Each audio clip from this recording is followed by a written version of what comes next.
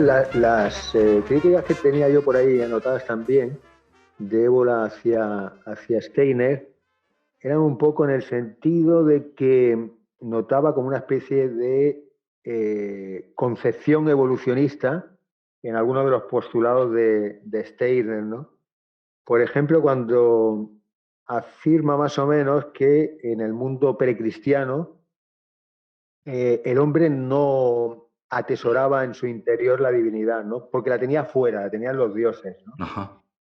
Y entonces ya con la venida de Cristo, con el descenso de Dios a la humanidad, ¿no? Y la encarnación de Dios en una persona, la divinidad penetra en el ser humano y a partir de ese momento pues hay un salto cualitativo, ¿no? Ontológico, que es que el ser, ¿no? La divinidad está en el interior del ser humano, ¿no? Por tanto, ha habido como una evolución, ¿no? Entre el mundo ese precristiano y el cristianismo, ¿no? Y claro, las concepciones de Ébola, bueno, de acuerdo con las doctrinas, diferentes doctrinas sapienciales, es que la historia de la humanidad ha padecido una involución, ¿no?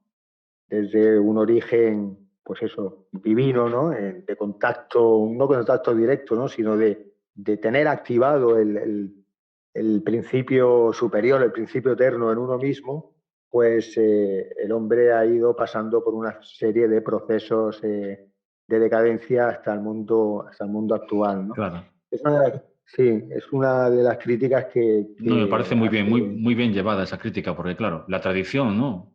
O los tradicionalistas no creen en el progreso. Les parece un mito esto del progreso. Y claro, Rudolf Steiner Exacto. creen que si estamos aquí como haciendo evolucionar, ¿no? Las formas animales, y en cierto sentido, no solo es que Steiner cree en la evolución, sino que cree que también la involución, es decir, al involucionar, evolucionamos. Lo cual creo que, bueno, poco tiene que ver con lo que pensaba Ébola. Sí, le alaba también, por eso que Steiner intentó pues formular una especie de ciencia de la metafísica, ¿no? Sí, Por tanto, dar un salto cualitativo, ¿no? Con respecto a la ciencia común, ¿no? En aquella época y en la actual, ¿no? La ciencia profana, que es incapaz de ver que los fenómenos que ocurren pues son un reflejo, tienen una causa sutil, ¿no? sí. Y eso se lo alaba este intento de crear una especie como de ciencia metafísica, ¿no?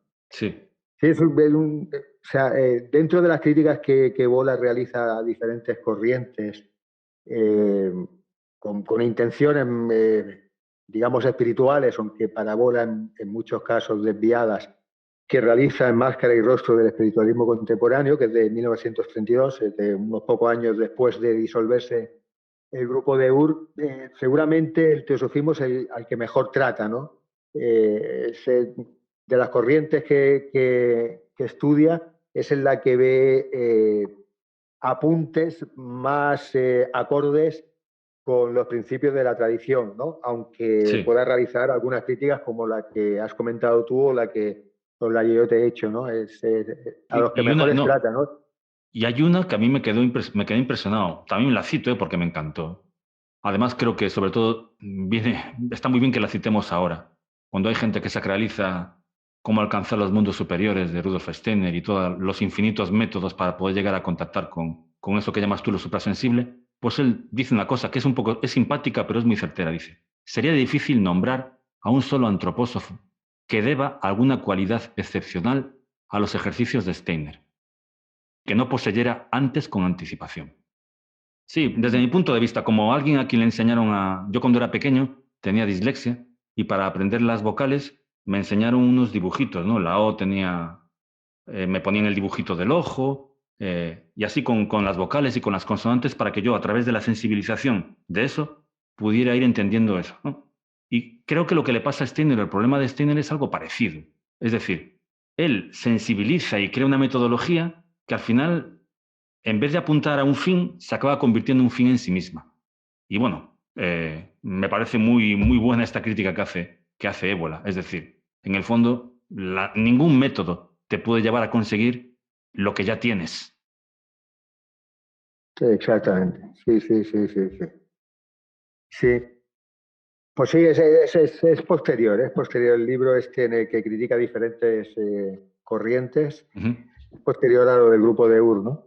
Sí, sí. Pero bueno, no me extraña que haya menos críticas hacia el antroposofismo que hacia otras corrientes, porque, bueno, lo que he comentado antes, ya en el grupo de Ur hay un buen pelotón Sí, de antropósofos. seguramente veía que a lo mejor podía ser un camino, como dices tú, ¿no? Para poder hacer una metafísica de lo espiritual, aunque bueno, el camino se quedó abortado. Caray, parece que soy yo el que está criticando aquí a Steiner en vez de tú. Pero bueno, seguimos. No, seguimos porque hay un libro que me gustó mucho a mí de Ébola que se llama Ensayos sobre el idealismo mágico, donde Sí, habla bueno, de todos los idealistas alemanes, Fichte, Hegel, Novalis. Bueno, me parece un libro, a mí me encantó, ¿no? Muy objetivo, muy claro, ¿sabes? Y bueno, de ahí quité un par de cosas que sí, pueden hacernos ver lo que tú nos cuentas de esa especie de simpatía de Ébola por la antroposofía, porque en ese libro, por ejemplo, habla Ébola de la autonomía, de que hay que fomentar la autonomía del centro del yo, para generar un principio de acción plenamente activo. Y dice además que en este proceso hay como dos estadios, ¿no? En el primero hay que confrontar al yo con lo que se le opone, con su negación. Eso me recuerda muchísimo a Fichte. Y en el segundo, que también me encanta este principio, dice, el principio básico de la magia, perdón, es que para tener una cosa es necesario que se llegue a ser esa misma cosa. Y para ello es necesario quererla no por el yo, sino por sí misma. Y ahí es donde entra la negación del yo, para poder llegar a convertirse en esa cosa. exactamente, sí, sí, sí. En ese libro, pues, él se desmarca de los idealistas de Hölderlin, de Hegel, de Kant, en el sentido de que, pues, da un paso más en la línea del grupo de Ur, ¿no? De hecho, el mismo título, pues, nos da pistas ya, ¿no? El paso más ese es pasar de la mera intelectualidad a la operatividad. El título es Ensayo sobre idealismo mágico, ¿no? Sí. Por tanto, el transformar ontológicamente al ser humano, ¿no? Y convertirlo en el gran autarca, como dice en el libro ese, ¿no? Que sería aquel ya ser totalmente descondicionados con respecto a todo lo que nos aliena, nos ata, ¿no? El mundo instintivo, las pulsiones, los sentimientos desaforados, las pasiones exacerbadas, ¿no? El gran autarca, ¿no?